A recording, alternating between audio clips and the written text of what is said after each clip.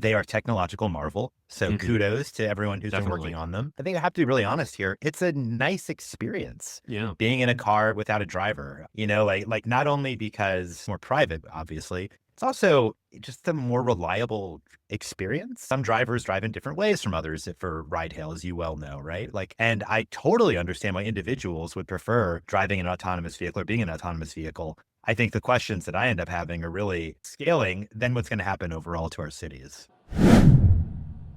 So, before we jump into today's episode, I want to share a quick word from our partners at Terawatt. We all know the future of ride hail and autonomy is electric. New fleets are entering markets and need a base of operations, places to charge up and get back on the road. But they can't afford downtime, and that's where Terawatt infrastructure comes in. They take something complex and expensive, fleet charging infrastructure, and delivers, letting fleets focus on their core business of serving rides. Terawatt is building high powered charging hubs strategically placed right where ride hail demand is its highest. So think about 30 plus fast chargers in a central business district. Now that's a lot of power. Their sites are also designed to optimize AV fleet performance with 98% charger uptime, infrastructure for data offload, and thoughtful layouts that get vehicles in and out fast, all for a monthly fee.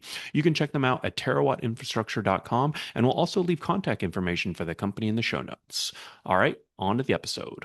David Zipper is a senior fellow at the MIT Mobility Initiative, known for his writing on transportation policy, technology, and urban planning. He often writes about the impacts of autonomous vehicles on cities, emphasizing concerns about increased congestion, safety risks from car bloat, and the potential for AVs to undermine public transit. David also co-hosts the transportation podcast Look Both Ways with David and Wes, and has previously worked for the mayors of Washington, D.C. and New York City. David, how are you doing today? I am very well. Nice to be with you again, Harry. I think this is what podcast recording three of us. David, you're way off. This is the fifth time Oh you've my been a guest God. on my podcast. I know. I Oh, actually, I could see the pain in your face when I said that. I'm sorry. It's just, well, they blur technically, together. you've been a four-time guest on the Rideshare Guy podcast, 101, 116, 159, 249. So something must have happened in between 159 and 249. I didn't interview for a while, but this is your first Yeah, appearance on the Driverless Digest podcast and hopefully the first of many. I hope so as well. It's nice to see you again. Yeah, and you've got your own podcast now, so you've got great audio, great video. How's that going? It's good. It's a new thing. It's called Look Both Ways with David and Wes. Just started a couple months ago, sort of like a sports talk show model where Wes Marshall, the author Hmm. of a book called Killed by a Traffic Engineer, he's a professor of urban planning and engineering at Denver. He and I just sort of talk about transportation topics of the day and Hmm. wonk out, take questions from the audience, and it's been Oh, a lot of cool. fun. So Nice. yeah, What's been the but most popular episode or topic so far? we cover a lot of different space, but we got into it about recently about bike lanes and Ah, okay. whether the bike lanes are actually we're going backwards in terms of developing good bike lanes in this country or whether they're actually getting better. So anyway, that was a fun one. And we've actually talked about robotaxis quite a few times as well. So there's some nice connections with the work that you do. Very cool. Well, yeah, it sounds like you're covering a lot of the intersection of mobility too, because I've got a question that I might ask you here at the end about these and bicyclists if we get to it. But in the meantime, I kind of want to set, before we dive into the autonomous vehicles piece of things, you and I have known each other for a long time. We've talked about the impact of ride hail and Uber. We're kind of Yeah. almost 10 plus years into the kind of gung ho days of Uber and Lyft. What's your overall view on the companies, the industry, and kind of their impact and place in society? That's a big question. Yeah, we like I think on our very first podcast, if I remember right. Hmm. Now I'm skittish since I apparently don't remember two of our five recordings. But I remember we had a debate about this a bit. And in my view, I'm curious to hear your thoughts too. I think that it's really a mixed bag for Mm, cities, what's happened with ride hail. I was actually in the DC mayor's office when Uber showed up and it was a titanic fight whether or mm, not to legalize it. And I think on the positive side of the ledger, in my view, you and I have been around long enough, I think, to appreciate this, and some of you who are younger might not. Like, remember how bad taxis were circa yeah, 2010? Like, they were terrible. They yeah, were racist. They would pass up black people mhm, who were trying to hail them in DC. They would try to rip you off in a lot of yeah, cities. They were just awful. And I think the pressure from Uber and Lyft sort of permanently forced them to improve. The taxis yeah, are much better, at least here in DC. I think a lot of other cities too. definitely. But at the same time, there's a lot of research that we could talk about, but I bet you follow it as well. It's a pretty much a consensus view among transportation researchers these days that ride hail has increased, not decreased, but increased total miles driven and Hmm. car purchases in cities, which is really a far cry from the whole like we're gonna ride hail will liberate our Yeah, cities from cars. Remember those days? That pitch from like 2013 or whatever. yeah, So I do think that we're seeing more congestion and probably locked in a little bit more into auto-centric cities as a result of ride hail. But to me, it's sort of a mixed bag. If you're to ask me, is it good or bad for cities? It yeah. could go either way. What do you think? Yeah, and I mean, obviously, it is subjective. It's your opinion. It's my opinion. I bet if you talk to someone who's, 24 years old, living in Santa Monica and taking Ubers everywhere, all over, they probably love it and, can't imagine a world without it and maybe don't think about any of the negative externalities. I think that my view is definitely, I would say, like a strong overall positive. I think just the numbers kind of speak for itself. Uber does 250 million trips every single week around the globe. And, from a I think that's kind of where my, startup, my business owner perspective, like if you can create a product that many people love, that many people use, like, of course, there's positives and negatives with everything. I think that it's like kind of a clear winner. That doesn't mean that I do agree. They do cause extra congestion. They, obviously a lot of the drivers complain, a lot of the passengers complain that it's too expensive from a business perspective. The company though has made a lot of money. So I'm sure a lot of their investors are happy. But yeah, so I'm kind of overall positive, but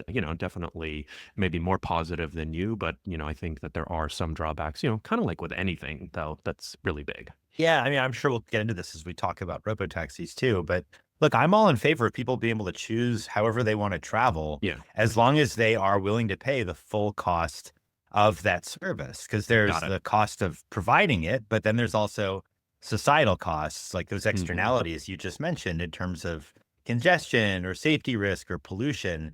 And I think that becomes, when you start Yeah. factoring in those costs, the price can rise quite a bit. Got it. So Waymo is doing 250,000 trips per week. At least that's what they've announced. I just did a calculation on my own that they're up to about 360,000 trips per week. So you're getting the early preview of my calculations. Nice. Nice. Not exactly groundbreaking. Obviously, they're growing. So we're sort of in the early game, right? Uber's doing 250 million trips per week around the globe. Waymo is 1/1000th of that. How do you feel about AVs right now? Like, what's kind of even though they've been around for a while, like, what's your first impression in this early innings? I think that they are technological marvel, so Hmm. kudos to everyone who's been working Definitely. on them. I also think I think I have to be really honest here, it's a nice experience Yeah. being in a car without a driver, like not only because, you're it's more private, obviously, it's also just a more reliable experience in the Yeah. sense that, some drivers drive in different ways from others for ride hail, as you well know, right? Like a Dangerously, Waymo is you going to mean? pretty much, I didn't say that, you said that. But I mean, like Waymo is it's programmed in the same way. Like the Yeah. vehicles are usually identical and the driving behavior is extremely similar from car to car. Should be identical, I suppose. So I think to be totally honest, it's a nicer way to travel. Yeah. And I totally understand why individuals would prefer driving an autonomous vehicle or being an autonomous vehicle. I think the questions that I end up having are really when you say when we like at scale, if we Yeah. like, we're one one Well, thousandth the trips of ride yeah. start scaling, then what's going to happen overall to our cities? Yeah, and that's why I think actually right now is an exciting time because Waymo has so much buzz. All of these other AV companies are, growing, they're launching, they're piloting, they're testing. And but you are right. Like in one way, it seems like Waymo's growing quickly, but they're actually still relatively tiny to the rideshare market, to the overall car market. So I think it's kind of an important time to discuss. Sounds like you've taken a few Waymo rides, which is a good first step. I feel like why I like your perspective is because you kind of come at it from the policy side. You actually, got on. I feel like I talked to so many regulators back in the day who would regulate Uber. They hadn't even taken an Uber trip. It was so easy to take a ride. But I think this is a helpful level set to get your perspective on ride hail, initial impressions on AV. But let's dig in. You wrote this article recently for Vox and, kind of talking, I guess the title was A Self-Driving Car Traffic Jam is Coming for US Cities. So very provocative. I think it got a lot of good discussion from it. But let's start there. What is the biggest potential negative impact of AVs that, might happen in the future when these things scale? If you had to pick one to start. A ton more congestion. More way more congestion. congestion. Okay. And the reason for that is it's really two pieces in one. Most importantly, I would really argue that the reason why, so many billions of dollars have been invested in robotaxi and AV development is because it offers, as I was saying earlier, just like a nicer way to be inside a car compared to Yeah. driving yourself or compared to ride hail or a taxi.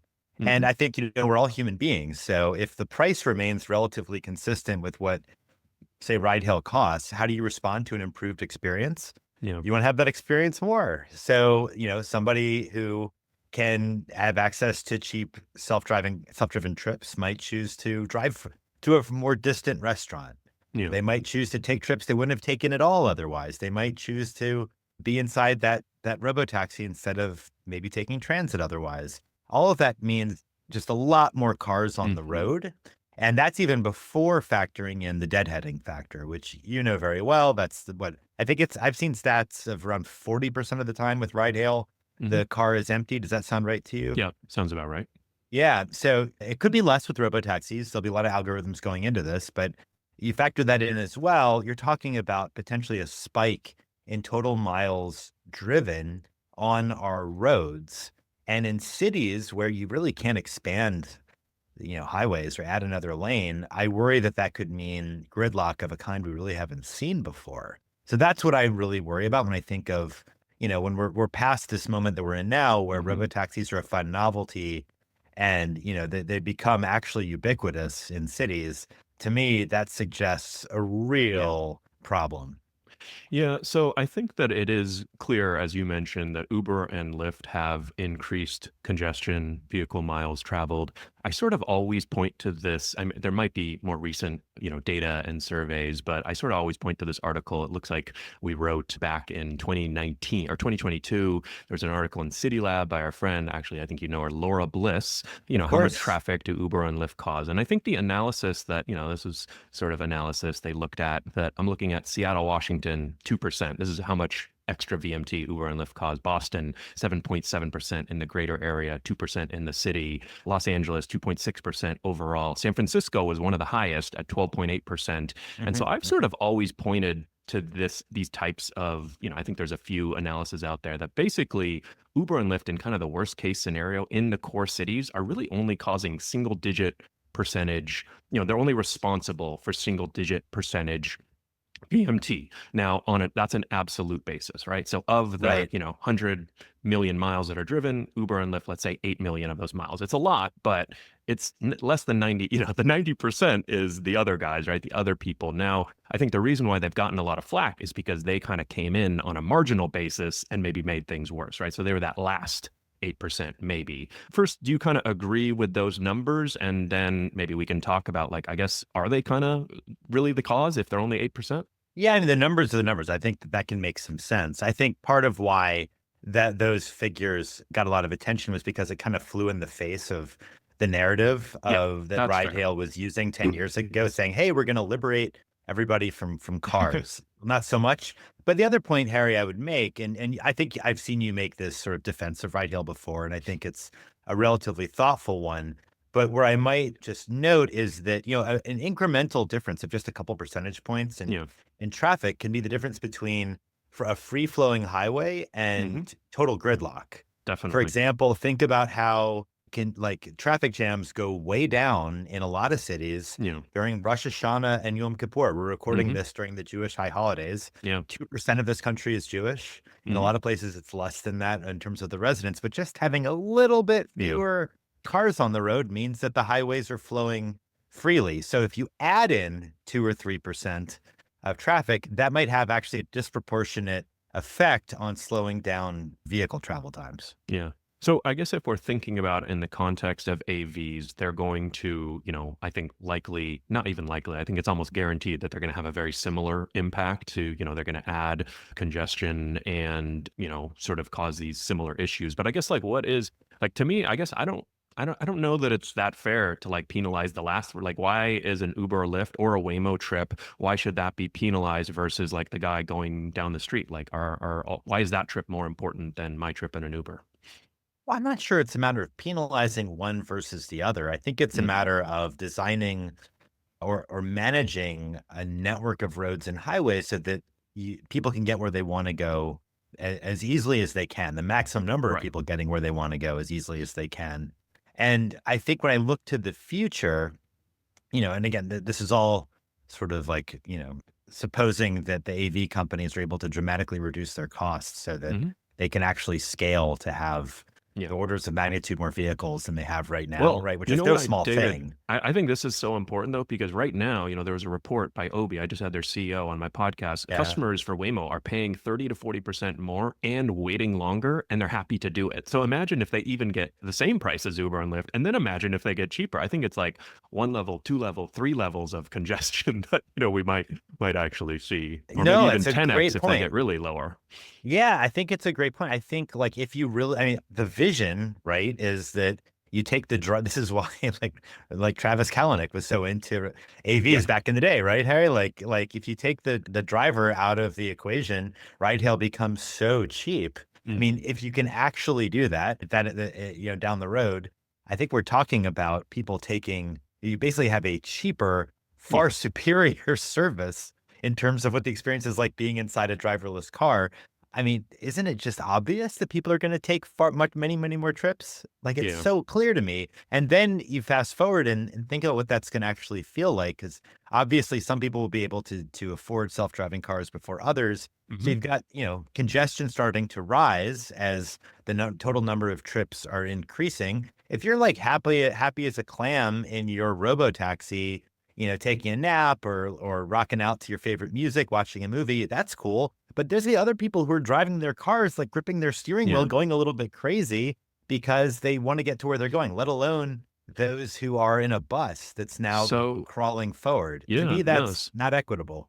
Yeah, no, that's a good point. I mean, we've featured stories where people like to take calls in Waymo. It's comfortable. You just ride around the city, and I would argue that that trip is not as important as someone going to the doctor's office, right? I would rather prioritize. I don't know if there's a good feasible way of doing that, but let's talk about solutions, right? So if we're, I think we're both on the same page. Waymo, but and other AVs may add maybe 1x, 5x, 10x the congestion to cities. What are the solutions? Do we target AVs or do we apply it Yeah. more broadly?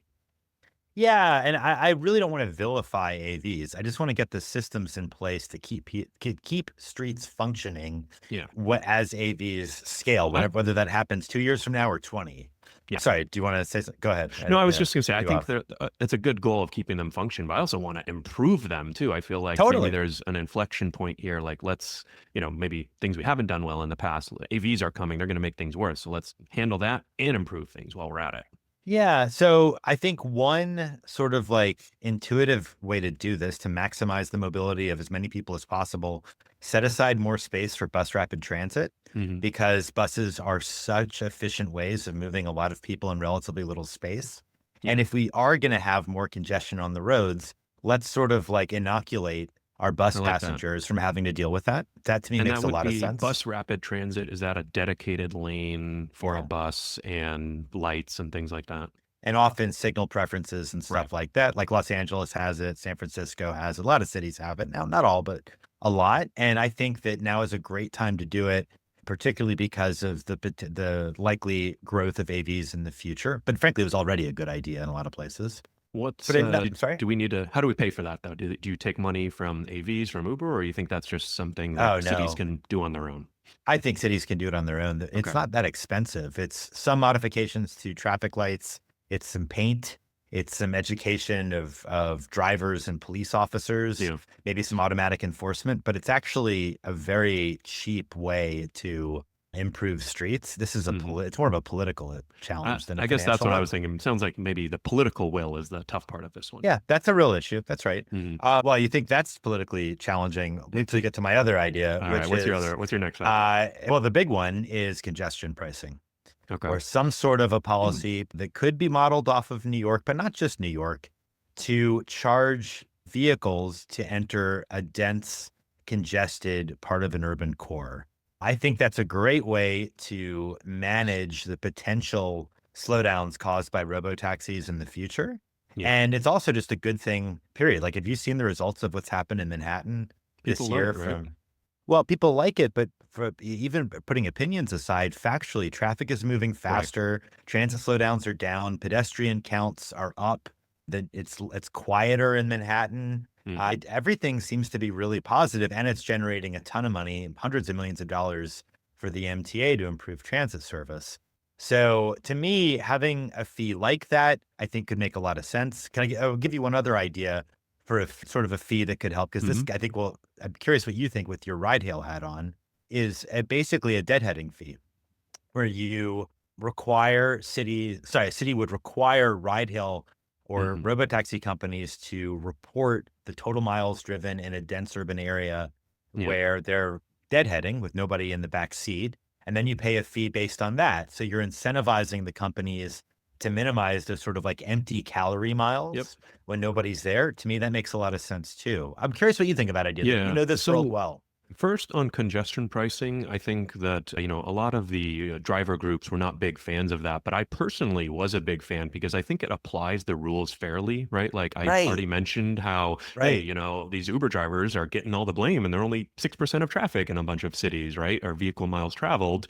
And now Right. everyone has to pay the same fee to enter or exit, or, maybe rideshare drivers might have a little difference, but the concept is similar, right? And so I like Right. policies like that are applied fairly because I think it addresses the root cause.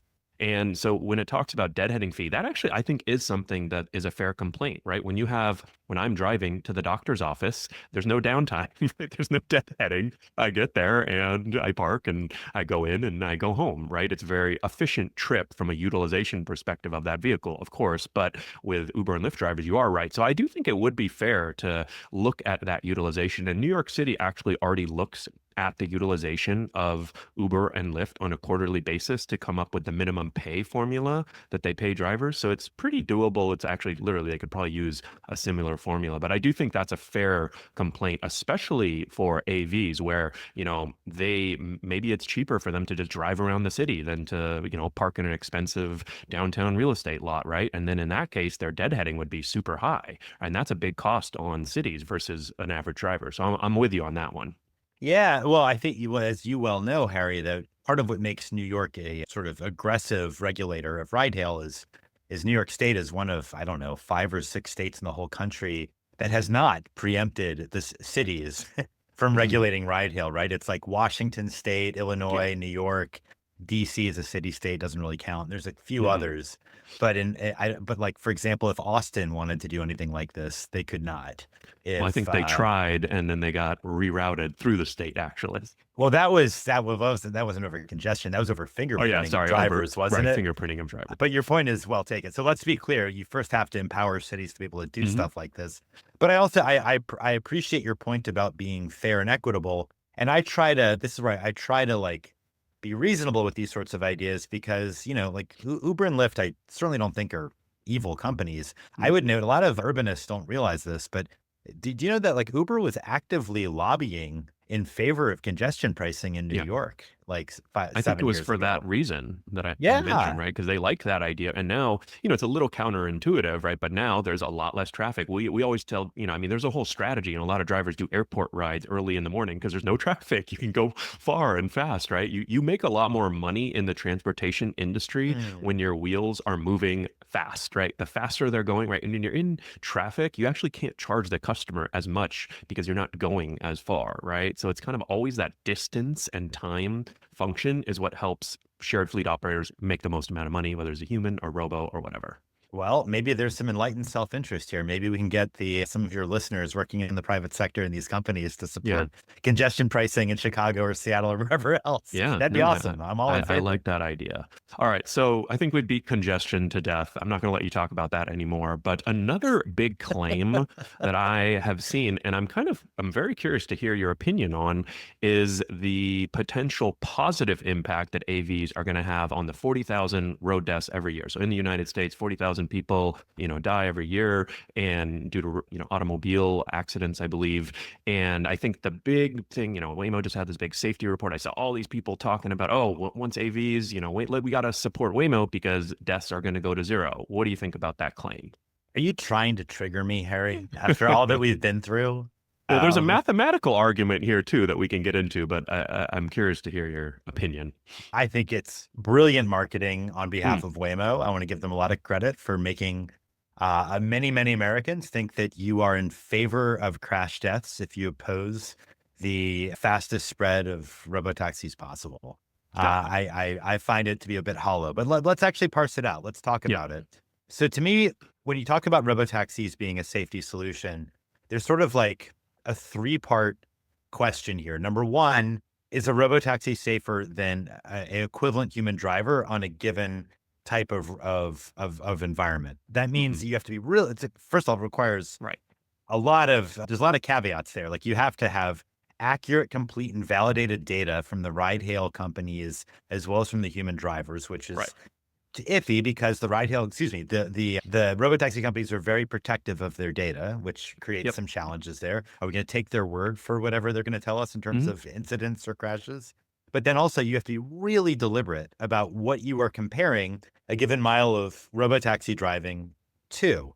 For example, ride hail driving, and I bet you probably have looked at this, Harry. It's very dangerous, relatively speaking, compared to other kinds of driving. If you're driving on an interstate between cities at 2 p.m. per mile, you're very safe. Right. If you, compared to driving in a dense urban core in a nightlife area at 10 p.m., which is when, Hmm. as you well know, a lot of ride hail driving takes place. So I know Right. Waymo was criticized by some academics for comparing apples to oranges by saying, oh, we're way safer than human drivers. You can tell because we compared our vehicles to ride hail driving. Do you have thoughts on that? So I I think could in keep the going, but I recent, want to, yeah, yeah, and come on in. this is not my area of expertise like it is yours, but Waymo just released this safety data, 96 miles of data on September 16th, and I think that that was the initial, I saw a lot of people bring that up, and at least according to Waymo, they said that they did account for, they kind of compared apples to apples, basically, right? That on the same, kind of roads, this is, Waymo's data, right? That we're 91% fewer serious injury or worse crashes, and they did say that it was on comparable trips. Now, I haven't personally, reviewed all of the exact data and methodology, but they did at Right. least say that they accounted for that. So I think, All right. probably they're in some, on that ballpark side of things. They're not like Well, comparing, you know, apples to oranges. when I will feel confident is when I can see the sort of well-known external researchers like Yeah, a Phil Kopman or someone like that saying this is apples to apples. got I've it. not seen that yet.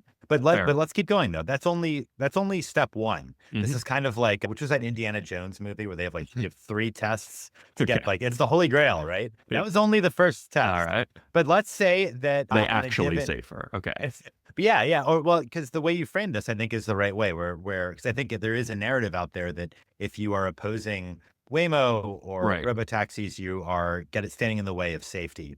So let's assume that it is apples to apples, and that for a given drive, a robotaxi is 30% less likely to be Hmm. involved in a collision.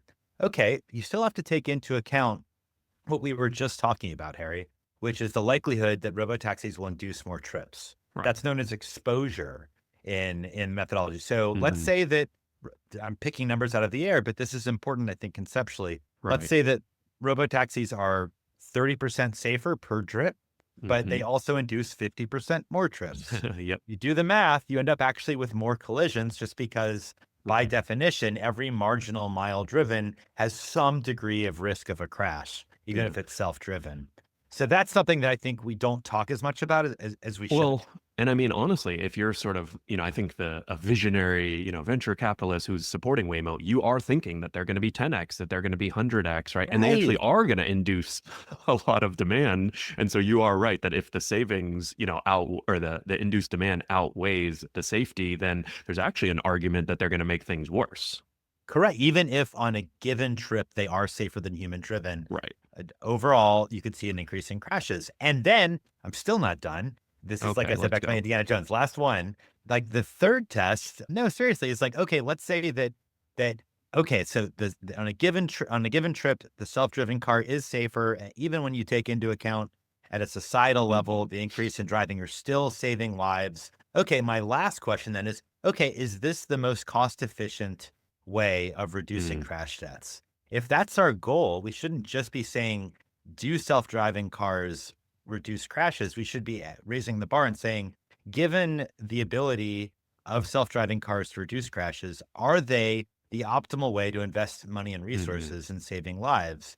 And I got to tell you, Harry, we live in a country that doesn't use automatic speed enforcement very Yeah. much, that has a dearth of bike lanes. Like, there's so many things we could be doing that would Yeah. reduce crashes at a fraction of the I cost and with mean, greater reliability. public transit is one of the safest modes of transportation, right? Bike, or sorry, bus, and then especially when you go into subway or train or light rail, right?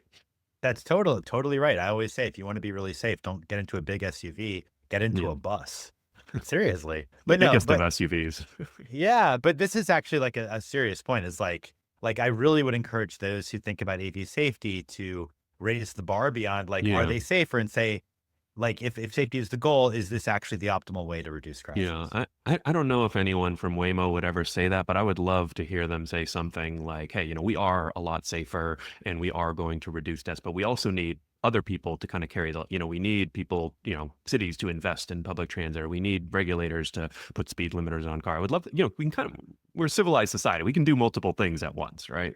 Yeah, we can. Well, this gets into sort of maybe a topic you'd like to discuss. I don't know, but the relationship between autonomous vehicles and transit, because I think you've Hmm. you've seen. I'm sure you saw Waymo did a couple sort of very limited pilots that were, I think, marketing Yeah. campaigns in LA and San Hmm. Francisco, where you could get like a few dollars off a Yeah, trip you if you could took a do. Waymo to And I think you a, and I have a discussed transit that one. We know station. that one doesn't work. So people are going to have to go listen to the archives to hear that. As well you should, but no, but I think it's sort of putting lipstick on a pig a bit, Right. because, the reality is, if we're taking a bunch of robotaxi trips, yeah, that's gonna have some people who are gonna opt for the robotaxi instead of transit, Hmm. and all that added congestion, which you were talking about before, is likely to deter people from taking the bus, because unless there's Yeah. dedicated bus lanes. So I don't Well, see and autonomous vehicles as being a friend of transit. right. Well, and I think with that kind of first and last mile connection, generally, I just tell no one's taking a 40 mile or $40, Waymo during rush hour when everyone needs a ride and then getting on a $3 bus, right? Like that, the Oh, profile of the totally. customer is not even close to someone Uh, that would do that. you remember, this is another narrative from ridehail, Harry. Do you remember like 10 years ago when it was all the rage to say that Uber and Lyft were going to be the first mile, last mile solution for transit? Yeah. Remember that? There was like federal money going into Well, I mean, I think a experimenting with lot of those. these It didn't sort of have happen. a. Didn't work. I think what's tricky here is that a lot of these kind of sound good on the surface or, on a PowerPoint or have a kernel of truth. Like it is like in LA, it's like really challenging first, last mile for me to get to the expo line, which is only a mile. It's a little over a mile from my house. So it's like kind of a far walk, but it's like, it would be nice if I had some way to easily. So it's like, oh, maybe a Waymo can do it. And, so I think some of these sound good on paper. I do kind of feel like we're going down this path where I'm getting deja vu. A lot of the same kind of marketing, a lot of the same narratives that we saw with Uber and Lyft, that really none of them worked. I think the only one that maybe you and I touched on was maybe first last mile connection to like more of a light rail. If you live out and, Yeah. you take a 20, 30 mile, kind of BART ride in San Francisco. But sounds like you're skeptical of public transit and AV partnerships or, kind of working together or, maybe they're going to have a negative impact. What do you think? Yeah, I mean, if I were a transit CEO, I would see autonomous vehicles as a threat more than a solution. Mhm. A threat in that they could attract some riders, they could certainly create a lot more congestion that would slow down my bus trips. And to your point, I agree with you. I think robotaxis are very much like ride hail in how people treat them, to Mhm. accept sort of robotaxis or higher proof, if you will, with Yeah. some of the advantages that ride hail has. And I think you're right.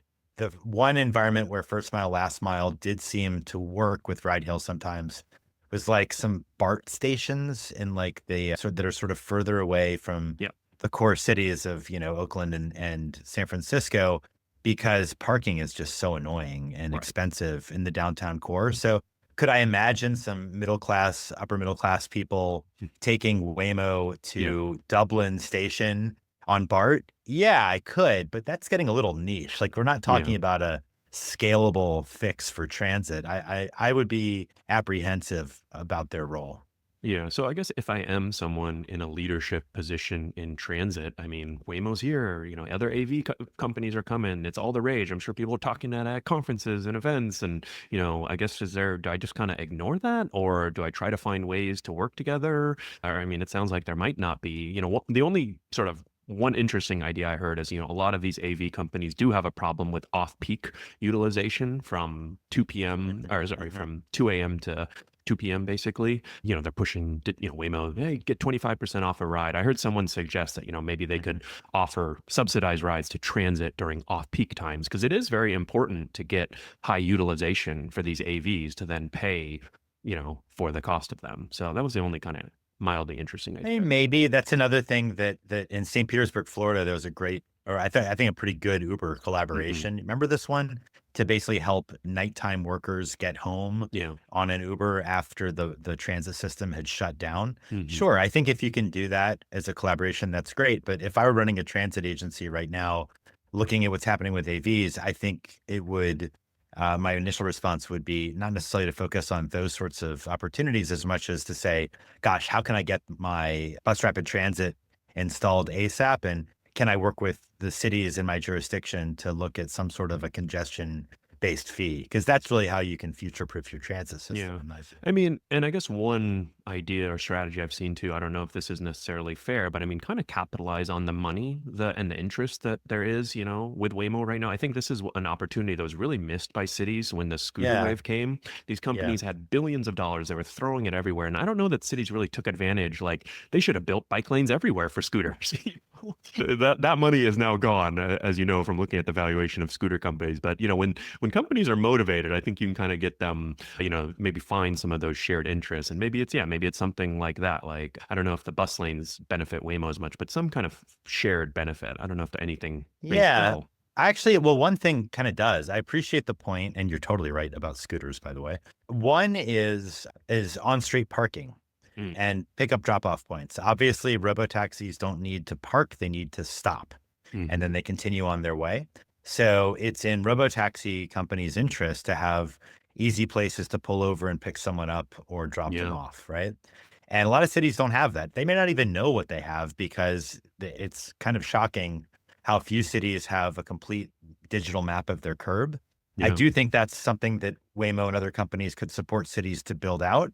And better yet, this is something I mentioned in my Vox article. What if cities were to sort of like right size their on-street parking fees to have them fluctuate with what the market will bear Yeah. so that 15% of spots are always available, like Mm, UCLA professor Donald Shoup long argued. Those yeah. sort of temporarily open parking spots could become auxiliary pickup and drop off points for robotaxis and ride hail that are Yeah. safe, that don't block a general traffic lane. To me, that's a great opportunity for a possible win-win. Uh-oh, this might be our best idea yet. I really like this on-street parking and pickup and drop-off points because the challenge here is that, Uber drivers kind of just break the law and they figure it out. So Totally. it hasn't really been an issue ever for Uber. It's kind of insane. There's tens of thousands of vehicles in LA and they just pick up and drop off like madmen and, get tickets, Yeah. everywhere in Yeah. San Francisco. That there, I think they get like two-thirds of the tickets because they're, kind of picking up and dropping off so much. But I do think you could really work with AV operators, cities could,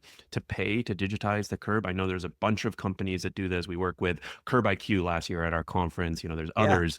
There's ton. I think many of them that are working on this, and I think that would be really valuable for both cities and Waymo because this is one of the pain points of AVs right now. The pickup and drop off kind of sucks, right? Like they can't drop off, everywhere. They can't pick up everywhere. They're loitering in front of people's houses. People don't like that. There are a lot of issues because the computer kind of has to follow, more strict. They will break the rules a little, but like they kind of have a little bit more of a narrow operating domain than a human there. No, I think that's totally right.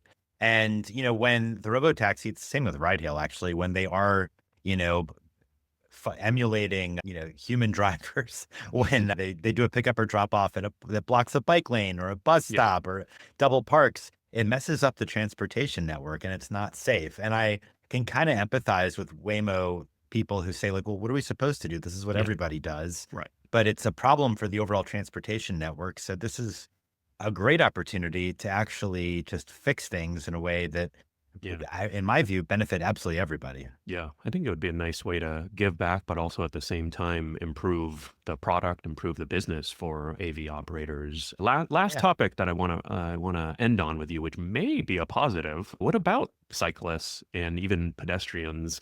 In regards to AVs, I feel like anecdotally, I've heard a lot of cyclists seem to love Waymos because they've got lidar spinning everywhere, so they don't hit them as often as an Uber driver.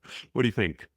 I don't know. That's a controversial question among the Oh cyclists that I man, I thought talk we were to. going to end on a positive. Yeah, I don't know. Actually, I have, I have lots. I have opinions of various kinds about this. I suppose Give you me, know a- that. give it to me. No, no, just a couple. Like, well, one is simply, I think that a lot of like pedestrian and cyclist safety advocates would say, look, we just need fewer cars in cities. Like, I'd Mm, rather focus on having car-free streets or dedicated bike lanes more than replacing human-driven cars with autonomous ones. I've heard that point made. But I also think it gets kind of wild when you start thinking about this idea of the pedestrian and cyclists bullying the robotaxis. mhm, Have you yeah. followed this narrative? You must know I about it. mean, I think I might do it myself. If I see a Waymo coming to a stop sign, like I run out into the middle of the street, like I'm going first, if I'm on a bike or if I'm in a car, like I love cutting them off. And I don't know, there's something like, it's a robot. I try to be nice when I do it. So if they ever become sentient, I'll be okay. But You're driver's thinking license ahead. myself. That's good. No, I think it's kind of funny. It's like this. Sometimes you see the robotaxi defenders with a tone of like, well, someone think of the robot cars Right. because it's kind of true. Like people realize pretty quickly, like, hey, if I walk into the street and there's a robotaxi coming, it's programmed to stop. Right. And I'm not going to get into like a game of chicken that I might with a human driven car. Right. And at scale, does that mean that pedestrians are just going to halt all robotaxi traffic? I don't know. I find the whole thing just kind of Yeah. mildly amusing and sort of philosophically interesting. Yeah, I think Malcolm Gladwell made this argument recently a few months ago. He said that, driverless cars are almost too safe that they might cause, some of these types of issues, right? Yeah, I didn't read that one, but I believe it. If Yeah. there's no penalty, right? Like you can jump in front, like pedestrians might start misbehaving and acting up. So I guess it sounds like, well, what would, I sort of have seen Waymo make this case that they're great for cyclists, but what would you want to see then to sort of, maybe if to kind of believe that claim, if at all? What would I want to see? I don't know. I guess what would I to believe the claim that they're great for cyclists? I guess that would I'd have to think about how you'd actually conduct a study to demonstrate that they're that much safer. But it's not even a matter of just safety. It's also just a matter of comfort, Harry, because I want more people to feel comfortable biking. And that's partly a function of actual crash risk, but it's also a function of the perception of danger. Hmm. And in my experience, people feel comfortable biking or people feel comfortable trying to bike or starting to bike if they have a protected space where they won't be interacting with cars at all. Yeah. And to me, that's why, again, first principles isn't like, are robotaxis safer than human driven cars for X situation? It's, are robotaxis the optimal way of achieving the goal that we have? And if the goal is reducing cyclist crashes or inducing more people to bike in the first place, to me, it's really hard to see why you'd want to favor robotaxis or prioritize robotaxis ahead of simply building protected bike lanes. That to me is table stakes. Totally fair. And I think a great note to end on. Hopefully, the first of many times that you will be a guest on the Driverless Digest podcast. Really appreciate you coming on. For those who want to follow your work, I believe you have a newsletter that we can leave a link to in the show notes. And I think you are one of the recent guests that had the best audio. So I'm going to recommend your podcast again, Look Both Ways with David and Wes, if folks want to listen to that. Anything else, anywhere else they can find you? No, any questions, feedback, if people want to rant at me, which happens, my website is davidzipper.com. Always appreciate the feedback. But Harry, seriously, I always enjoy talking to you and I appreciate the invite.